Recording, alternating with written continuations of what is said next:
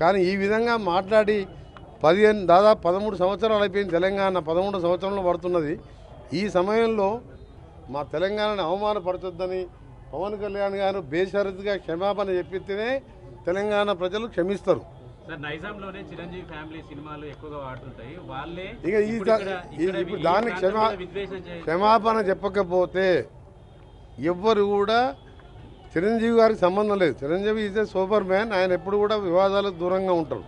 కానీ పవన్ కళ్యాణ్ కొత్తగా రాజకీయాలకు వచ్చి డిప్యూటీ సీఎం కాగానే తెలిసి తెలియకనే మాట్లాడిండో, మరి కావాలని తెలంగాణ వాళ్ళని అవమానపరచాలనుకుండో ఏమనుకుండో, కానీ దానికి క్షమాపణ చెప్తే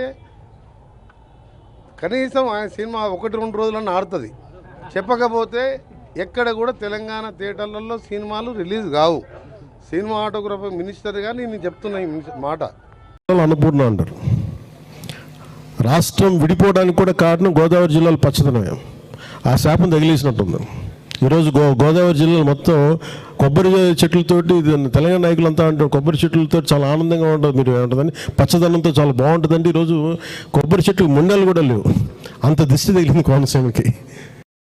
సో నాకు నిజంగా చాలా బాగా,